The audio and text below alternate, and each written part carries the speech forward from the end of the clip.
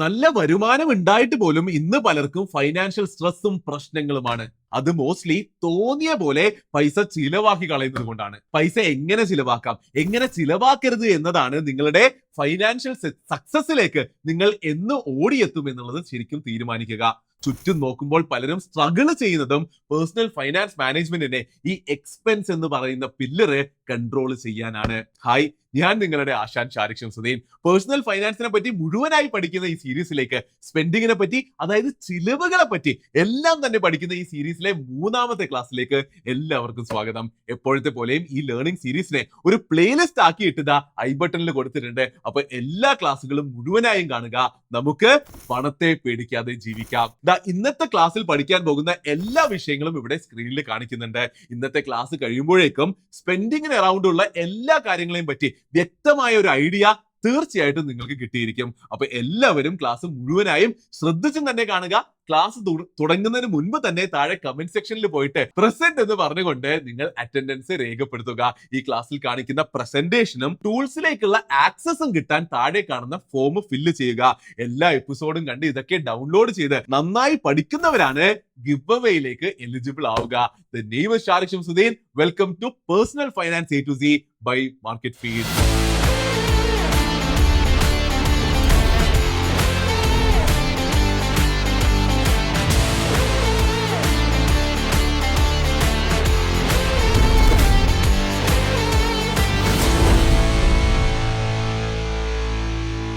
എല്ലാവരെയും പണത്തെ പറ്റി പഠിപ്പിച്ച് ഫൈനാൻഷ്യൽ ഫ്രീഡത്തിലേക്ക് എത്തിക്കുക എന്നുള്ളതാണ് ശരിക്കും എന്റെ ലക്ഷ്യം. അതിനു വേണ്ടിയാണ് ഈ ഒരു ലേണിംഗ് സീരീസ് ചെയ്യുന്നതും ഈ ചാനലിലെ മറ്റ് മിക്ക വീഡിയോകൾ ചെയ്യുന്നതും. പക്ഷേ ഫൈനാൻഷ്യൽ ഫ്രീഡത്തിലേക്കുള്ള യാത്ര പഠനം കൊണ്ട് മാത്രം ഒരിക്കലും തീരില്ല.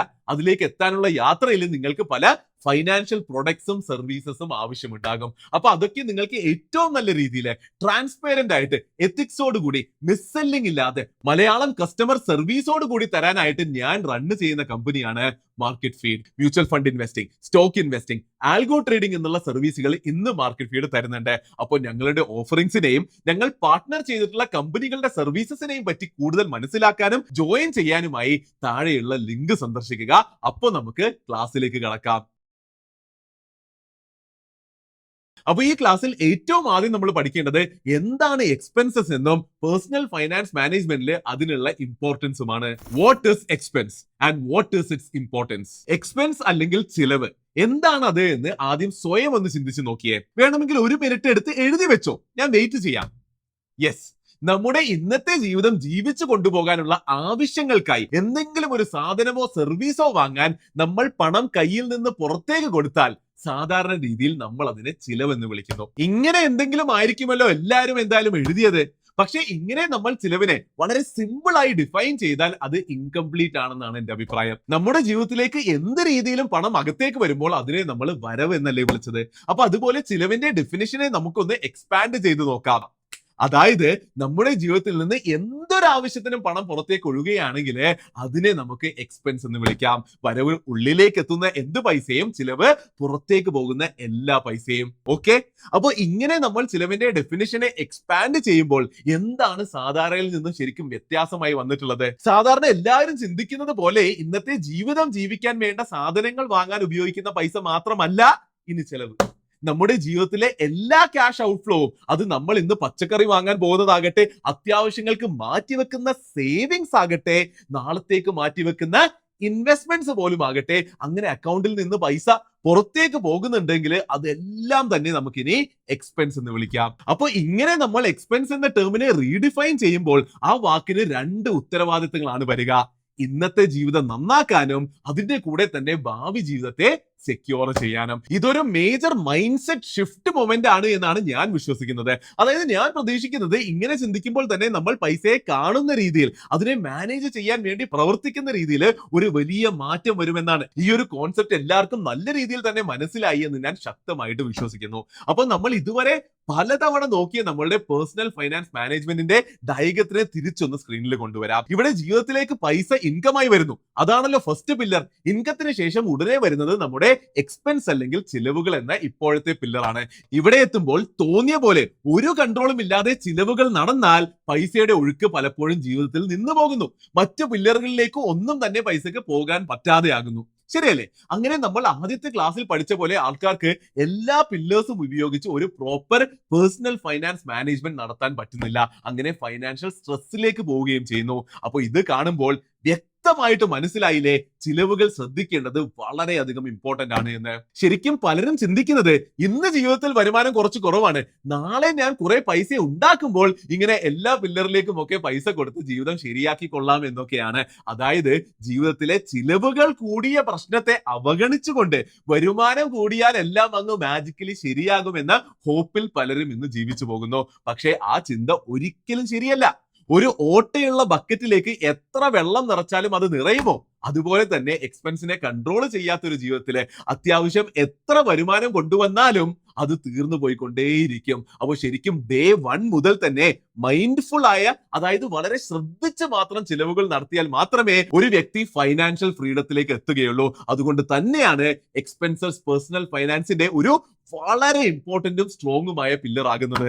അപ്പൊ എന്താണ് എക്സ്പെൻസ് എന്നും അതിന്റെ ഇമ്പോർട്ടൻസും മനസ്സിലായ സ്ഥിതിക്ക് ഇനി നമുക്ക് ടൈപ്സ് ഓഫ് എക്സ്പെൻസസ് പെട്ടെന്ന് തന്നെ പഠിക്കാം. Types of expenses.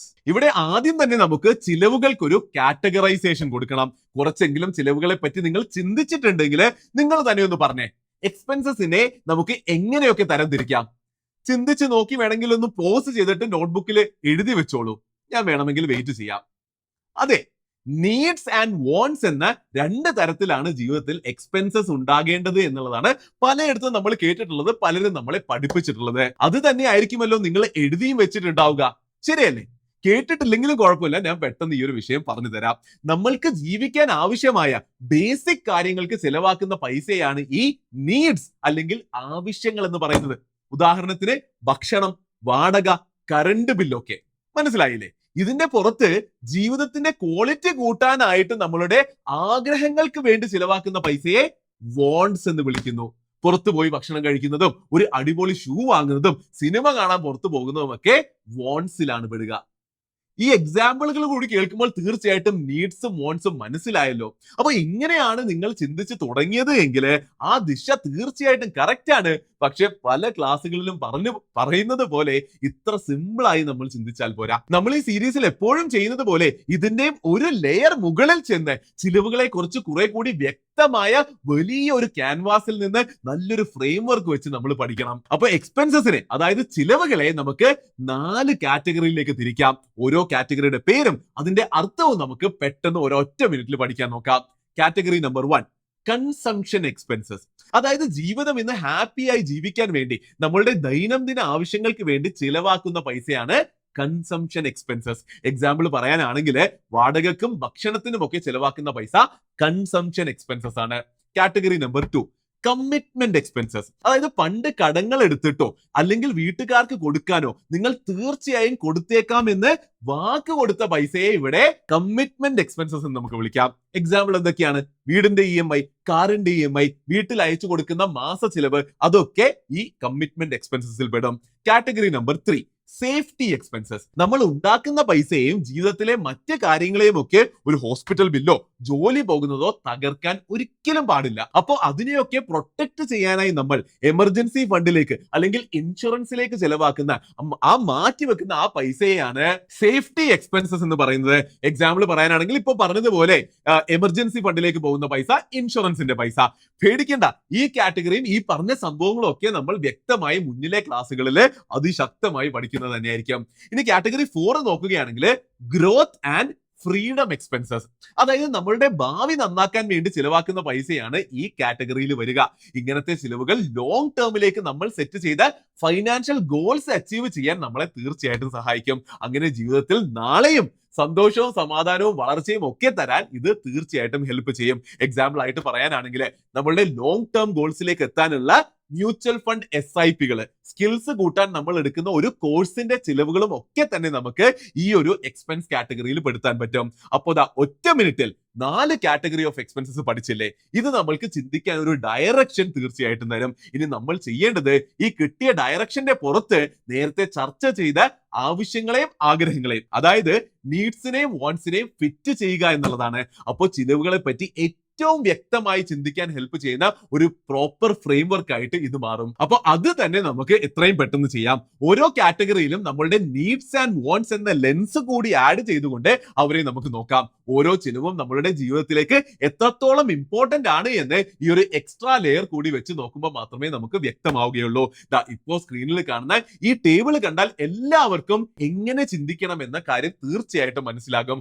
ഓരോ 4 കാറ്റഗറിയും നമ്മൾ താഴേക്ക് എഴുതിയിട്ട് അതിൽ ഓരോന്നിലും നീഡ്സും വാണ്ട്സും തരംതിരിച്ച് എഴുതിയ ഒരു ടേബിൾ ആണിത്. ഇനി ഈ കോൺസെപ്റ്റ് മുഴുവനായി മനസ്സിലാക്കണമെങ്കിൽ ഈ ടേബിളിൽ ഞാൻ എക്സാമ്പിൾസ് ഇട്ട് നിറച്ച് കാണിച്ചു തരാം. കൺസംഷൻ എക്സ്പെൻസസിന്റെ നീഡ്സിനടിയിൽ വാടകയും ഭക്ഷണവും വന്നു, വാണ്ട്സിനടിയിൽ പുറത്തു പോയി കഴിക്കുന്നത് നമ്മളുടെ OTT സബ്സ്ക്രിപ്ഷനും ഒക്കെ വന്നു. കമ്മിറ്റ്മെന്റ് എക്സ്പെൻസസിൽ എഡ്യൂക്കേഷൻ ലോൺ നീഡാണെങ്കിൽ കാർ ലോൺ വാണ്ടിനടിയിൽ വരുന്നു.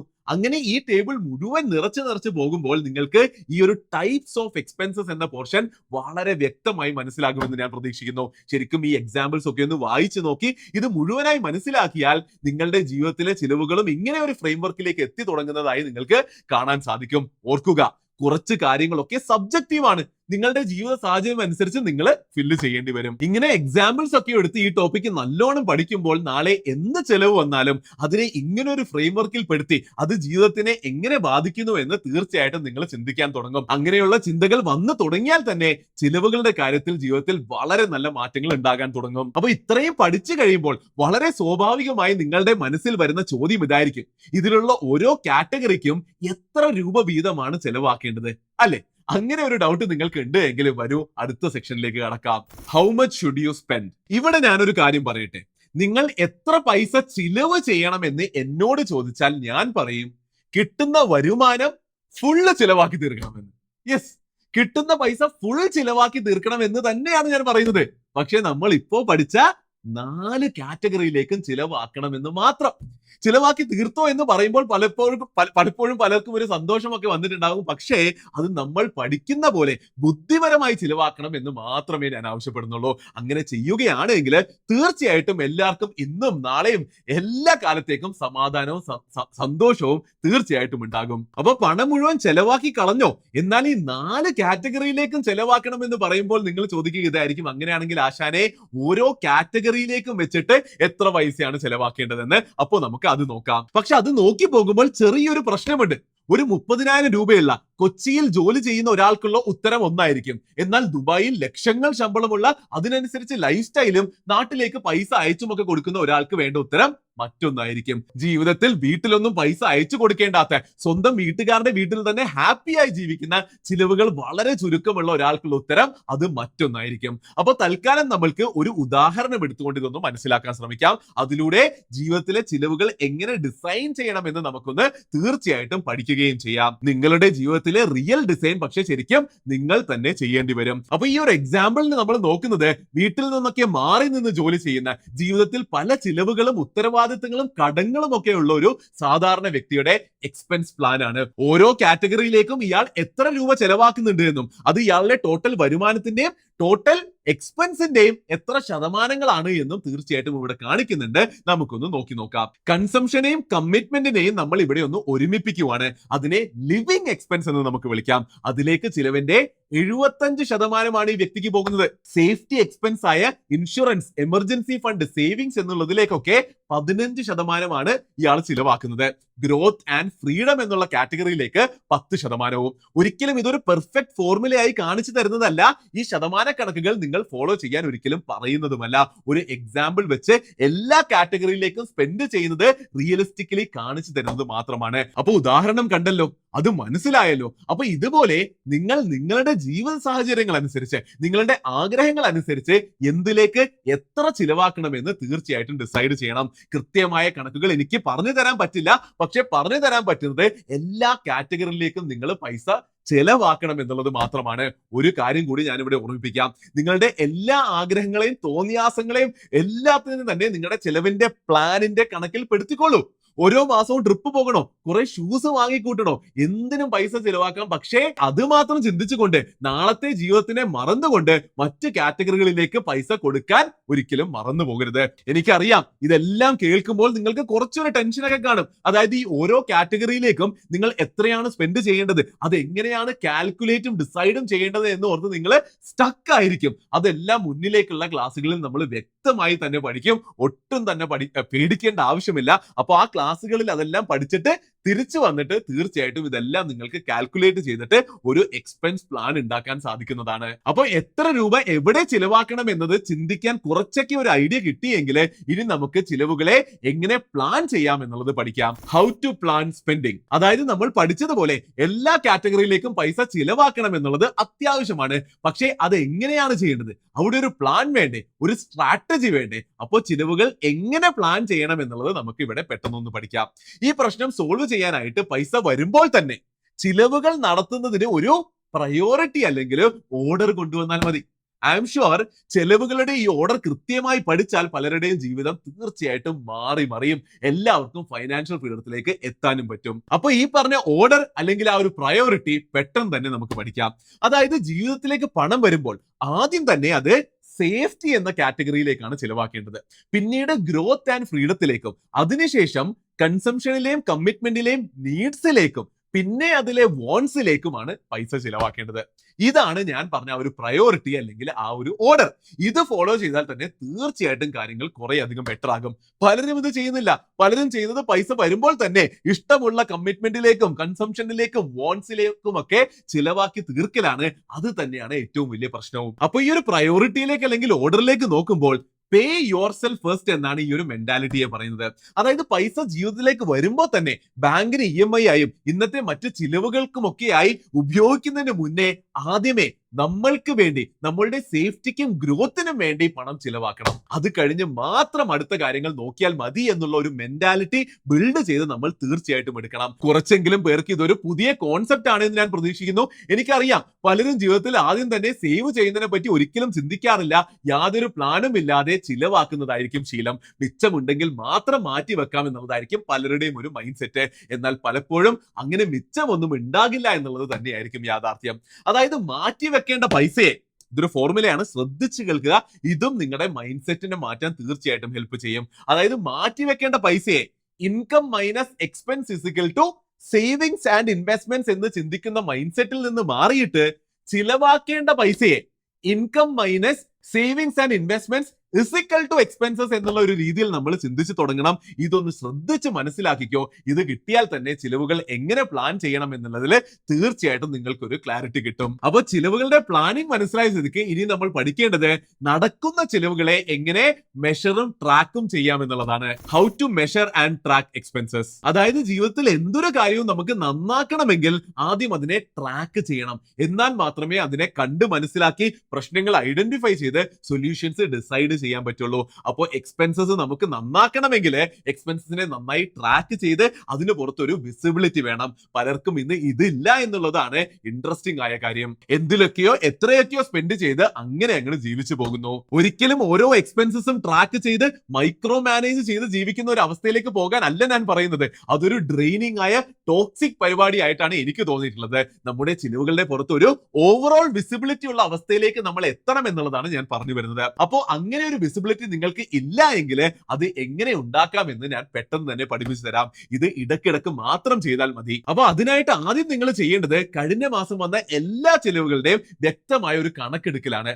ഓരോ ബാങ്കിങ് ആപ്പിലൂടെ പോയും ഓരോ UPI പേയ്മെന്റ് നോക്കിയും ക്രെഡിറ്റ് കാർഡ് സ്റ്റേറ്റ്മെന്റ് നോക്കിയും ഒക്കെ ഒരു ഫുള്ള് ഓഡിറ്റ് നമ്മൾ നടത്തണം. എന്നിട്ട് ഇതുപോലെയുള്ള ഒരു ടേബിളിലെ തരം തിരിച്ച് എങ്ങോട്ട് എത്ര പൈസ ചിലവായി എന്ന് മനസ്സിലാക്കണം. ഈ കണക്കുകളൊക്കെ എടുത്തതിന് ശേഷം നമ്മൾ ഇതിനെ ഒന്ന് അനലൈസ് ചെയ്യണം. കണക്കുകൾ വെട്ടി തുറന്ന് മുന്നിലിരിക്കുമ്പോഴായിരിക്കും ശരിക്കും ഇന്നത്തെ ജീവിതത്തിലെ ചിലവുകളുടെ അവസ്ഥ, the situation of your expenses നിങ്ങളുടെ മുന്നിൽ ഒന്ന് തുറന്നു വരുന്നത്. പലരും അറിയാതെയോ അല്ലെങ്കിൽ അറിഞ്ഞിട്ടും കാണാത്ത പോലെ ഭാവിച്ച പല റിയാലിറ്റീസും ഇവിടെ പുറത്തേക്ക് വരും. ഇങ്ങനെ ഒരു ഓഡിറ്റ് നടത്തി കഴിയുമ്പോഴാണ് ഏതൊക്കെ കാറ്റഗറിയിലേക്ക് എത്ര സ്പെൻഡ് ആയി എന്നും അതൊക്കെ ശരിയായ ചിലവുകൾ ചിലവുകളാണോ എന്നും നിങ്ങൾക്ക് ശരിക്കും മനസ്സിലാവുക. വരുമാനത്തിനൊത്ത ചിലവുകളാണോ ജീവിതത്തിൽ ഇന്ന് നടന്നു പോകുന്നത് എന്നും തീർച്ചയായിട്ടും ഇവിടെ നിന്ന് നമുക്ക് മനസ്സിലാക്കാൻ സാധിക്കും. അങ്ങനെ മനസ്സിലാകുമ്പോൾ ഇതുവരെ ക്ലാസ് കേട്ടത് കൊണ്ട് ഉത്തരങ്ങൾ നിങ്ങളുടെ മുന്നിൽ തനിയെ വന്നോളും. ശരിയല്ലേ? അതായത് നിങ്ങൾ ചെയ്തു നോക്കിയാൽ നിങ്ങൾക്ക് തീർച്ചയായിട്ടും അത് കിട്ടും. ചിലവുകൾ എങ്ങനെ ചെയ്യണം എന്നുള്ളതിനെ പറ്റി സീരിയസ് ആയി നിങ്ങൾ തീർച്ചയായിട്ടും ചിന്തിച്ചു തുടങ്ങും. അപ്പോൾ ജീവിതത്തിന്റെ വളരെ ടഫ് ആയിട്ടുള്ള ഈ ഒരു ഓഡിറ്റ് എല്ലാവരും നടത്തുമെന്ന് ഞാൻ പ്രതീക്ഷിക്കുന്നു. സമയം എടുക്കുമെന്ന് എനിക്കറിയാം, എന്നാലും ഇറ്റ് ഇസ് ഓക്കെ. ഇതുപോലെ മാസത്തിൽ ഒരിക്കലോ 3 മാസത്തിൽ ഒരിക്കലോ ഡീപ്പായി ചിലവുകൾ മനസ്സിലാക്കാൻ ജീവിതത്തിലെ ഒരു 1-2 മണിക്കൂർ മാറ്റി വെക്കണം. കലണ്ടറിൽ സമയം ഇതിനു വേണ്ടി ബ്ലോക്ക് ചെയ്ത് വെച്ചാലും കുഴപ്പമില്ല. തീർച്ചയായിട്ടും ചെയ്യേണ്ട ഒരു പരിപാടി തന്നെയാണ്. അതായത് നമ്മൾ എവിടെയാണ് നിൽക്കുന്നത്, എവിടേക്കാണ് എത്തേണ്ടത് എന്ന ചിന്ത എപ്പോഴും ഉണ്ടായി മൈൻഡ്ഫുൾ സ്പെൻഡിങ് ചെയ്താൽ മാത്രം മതി. അപ്പോൾ എങ്ങനെ എക്സ്പെൻസസ് ട്രാക്ക് ചെയ്യണമെന്ന് കൂടി പഠിച്ച സ്ഥിതിക്ക് സ്പെൻഡിങ്ങിനെ പറ്റി പഠിക്കുന്ന ഈ ക്ലാസ് നമുക്ക് ഇവിടെ നിർത്താം. അതിശക്തമായി തന്നെ നിങ്ങൾക്ക് സ്പെൻഡിങ്ങിനെ പറ്റി എല്ലാം തന്നെ വിശദമായി മനസ്സിലായി എന്ന് ഞാൻ പ്രതീക്ഷിക്കുന്നു. എനിക്കറിയാം ഇതൊക്കെ പറയുമ്പോഴും ഒരു ഫുൾ സൊല്യൂഷൻ നിങ്ങൾക്ക് കിട്ടിയിട്ടില്ലാത്ത പോലെ നിങ്ങൾക്ക് തോന്നിയേക്കാം. അതായത് എത്ര രൂപ സേവിങ്സിൽ ഇടണം, എത്ര രൂപയാണ് ഇൻവെസ്റ്റ് ചെയ്യേണ്ടത്, ഇതൊക്കെ അറിഞ്ഞാലല്ലേ ശരിക്കും നിങ്ങൾക്ക് എക്സ്പെൻസസ് ഫുള്ളായി പ്ലാൻ ചെയ്യാൻ പറ്റുള്ളൂ. പേടിക്കേണ്ട. നേരത്തെ പറഞ്ഞതുപോലെ മുന്നിലേക്കുള്ള ക്ലാസ്സസിൽ അതൊക്കെ വിശദമായി നമ്മൾ പഠിക്കും. അത് പഠിച്ചതിന് ശേഷം തീർച്ചയായിട്ടും ഈ ക്ലാസ്സിൽ തിരിച്ചു വന്ന് നല്ലൊരു എക്സ്പെൻസ് പ്ലാൻ തീർച്ചയായിട്ടും നിങ്ങൾ ഉണ്ടാക്കണം. അപ്പോൾ ഇനി ഉടനെ തന്നെ നമ്മൾ എപ്പോഴും ചെയ്യുന്നത് പോലെ ഈ ക്ലാസിന്റെ ചെക്ക് ലിസ്റ്റ് നോക്കിക്കൊണ്ട് ക്ലാസ് നിർത്താം. ആദ്യം തന്നെ നോളജ്. എക്സ്പെൻസ് എന്ന പേഴ്സണൽ ഫൈനാൻസ് മാനേജ്മെന്റിന്റെ രണ്ടാമത്തെ പില്ലറെ പറ്റി മുഴുവനായ ഒരു ഐഡിയ നിങ്ങൾക്ക് കിട്ടി എന്ന് തന്നെ ഞാൻ ശക്തമായി പ്രതീക്ഷിക്കുന്നു. അപ്പോൾ രണ്ടാമത് കോമൺ മിസ്റ്റേക്സ് നമുക്ക് പെട്ടെന്ന് നോക്കാം. ഇവിടെ മേജറായി കണ്ടുവരുന്നത് നാട്ടുകാരെയും വീട്ടുകാരെയും കാണിക്കാനായി ഉള്ളതും ഇല്ലാത്തതുമായിട്ടുള്ള പൈസ ആൾക്കാരെ ചിലവാക്കി തീർക്കുന്നു എന്നുള്ളത് തന്നെയാണ്. നിങ്ങളൊരു അടിപൊളി വണ്ടി വാങ്ങുമ്പോൾ ചിലപ്പോൾ എല്ലാവരും കൈയടിക്കും, പക്ഷെ ലോൺ മുടങ്ങിയാൽ ആരും സഹായിക്കാൻ വരില്ല. അതൊന്ന് ഓർത്തു വെക്കുക. അടുത്ത കോമൺ മിസ്റ്റേക്ക് ഞാൻ കാണുന്നത് ആൾക്കാർ ഒന്നും തന്നെ ചിന്തിക്കാതെ അവരുടെ വരുമാനം മറന്ന് പൈസ ചിലവാക്കുന്നതാണ്. 30,000 രൂപ ശമ്പളമുള്ളവർ പോലും ലോൺ എടുത്തിട്ടാണെങ്കിലും ഐഫോൺ വാങ്ങുന്നത് എനിക്ക് എത്ര ചിന്തിച്ചാലും മനസ്സിലാകില്ല. അപ്പൊ അത് മനസ്സിലായ സ്ഥിതിക്ക് നമുക്കിനി സ്മാർട്ട് ഹാബിറ്റ്സ് നോക്കാം. നമ്മൾ ഈ ക്ലാസ്സിൽ പഠിച്ച പേ യോർ സെൽഫ് ഫസ്റ്റ് എന്നുള്ള ഈ ഒരു ശീലം ജീവിതത്തിലേക്ക് എത്രയും പെട്ടെന്ന് കൊണ്ടുവരിക. അതുപോലെ തന്നെ B mindful of your spending എന്നുള്ളതും ഒരു വളരെ ഇമ്പോർട്ടന്റ് ആയിട്ടുള്ള ഹാബിറ്റ് ആണ്. അതായത് ജീവിതത്തിൽ എന്ത് ചിലവ് വരികയാണെങ്കിലും ആ ചിലവ് എന്താണെന്നും അത് എന്തിനാണ് ചെയ്യുന്നതെന്നും എപ്പോഴും ചിന്തിക്കാൻ തുടങ്ങുക. ആ ഒരു ചിന്ത എപ്പോഴും തലയിൽ കൊണ്ടുവരികയാണെങ്കിൽ, ഓരോ ചിലവിനും മുൻപ് കൊണ്ടുവരികയാണെങ്കിൽ തീർച്ചയായിട്ടും ബെറ്റർ ആയിട്ടുള്ള ഒരു അവസ്ഥയിലേക്ക് എത്താൻ പറ്റും. അതുപോലെ തന്നെ ജീവിതത്തിൽ വലിയ ചിലവുകൾ വരുന്നുണ്ട് എങ്കിൽ അതിന് എപ്പോഴും ഒരു 24 മണിക്കൂറെങ്കിലും ഡിലേ ചെയ്യുക. ആ 24 മണിക്കൂറിൽ ചിലപ്പോൾ കുറെ കൂടെ ക്ലാരിറ്റി കിട്ടുമ്പോൾ ആ ചിലവ് ചിലപ്പോൾ നടക്കാതെ പോയേക്കാം. അങ്ങനെ നിങ്ങളുടെ ചിലവുകൾ കുറഞ്ഞേക്കാം. പിന്നെ നമ്മൾ ഏറ്റവും അവസാനം പഠിച്ചതുപോലെ ഇടയ്ക്കിടയ്ക്ക് ജീവിതത്തിൽ ഈ ഒരു ഓഡിറ്റ് നടത്തുക, റിവ്യൂകൾ നടത്തുക. അപ്പൊ ഏറ്റവും അവസാനം ഈ ക്ലാസിന്റെ അസൈൻമെന്റ് കൂടി തന്നിട്ട് നമുക്ക് ക്ലാസ് ഇവിടെ നിർത്താം. ജീവിതത്തിലെ സ്പെൻഡിങ്ങിനെ മനസ്സിലാക്കാനായിട്ട് കഴിഞ്ഞ 3 മാസത്തിന്റെ ചിലവുകളെ ഒരു കംപ്ലീറ്റ് ഓഡിറ്റ് നിങ്ങൾ നടത്തുക. ഓരോ കാറ്റഗറിയിലേക്കും നിങ്ങൾ എത്ര ചിലവാക്കി എന്നുള്ളത് നമ്മൾ നേരത്തെ പഠിച്ച ആ ഒരു ടേബിൾ ഉപയോഗിച്ചുകൊണ്ട് കാറ്റഗറൈസ് ചെയ്യുക. എന്നിട്ട് എന്തൊക്കെയാണ് നല്ലതെന്നും എന്തൊക്കെയാണ് മോശം എന്നുള്ളതും എഴുതി വെക്കുക. ഒരു കാര്യം കൂടി ചെയ്യേണ്ടത്, നിങ്ങളുടെ സ്വപ്ന ജീവിതത്തിലേക്ക് എത്താൻ വേണ്ട എക്സ്പെൻസ് പ്ലാൻ നിങ്ങൾ കാൽക്കുലേറ്റ് ചെയ്യേണ്ടതാണ്, അത് ഉണ്ടാക്കുന്നതാണ്. പക്ഷേ അത് ചെയ്യാനുള്ള ഫുൾ നോളജ് ഇപ്പോൾ നിങ്ങൾക്കായിട്ടില്ല. നമ്മൾ നേരത്തെ പറഞ്ഞതുപോലെ ഈ സീരീസ് ഫുൾ പഠിച്ചതിന് ശേഷം, എല്ലാ ക്ലാസ്സും അറ്റൻഡ് ചെയ്തതിന് ശേഷം തിരിച്ചു വന്നിട്ട് ആ എക്സ്പെൻസ് പ്ലാൻ കൂടി നിങ്ങൾ ഉണ്ടാക്കണം. അപ്പോൾ വീഡിയോ ഇഷ്ടപ്പെട്ടെങ്കിൽ തീർച്ചയായിട്ടും ലൈക്ക് ചെയ്യുക. എന്ത് തന്നെ ഡൗട്ട് ഉണ്ടെങ്കിലും താഴെ കമന്റ് സെക്ഷനിൽ ചെന്ന് ചോദിക്കുക. മാക്സിമം എല്ലാവരിലേക്കും ഷെയർ ചെയ്ത് എത്തിച്ചു കൊടുക്കുക. അപ്പോൾ ഈ ക്ലാസ് അറ്റൻഡ് ചെയ്തതിന് വളരെയധികം നന്ദിയുണ്ട്. അടുത്ത ക്ലാസ് വരുന്ന ശനിയാഴ്ച ഇറങ്ങും. അപ്പോഴേക്കും എല്ലാവരും ഈ വിഷയം ഫുൾ പഠിച്ച് നോട്ട്സ് എഴുതി അസൈൻമെന്റ് ഒക്കെ ചെയ്ത് റെഡി ആയിരിക്കും എന്ന് പ്രതീക്ഷിക്കുന്നു. അതിശക്തം.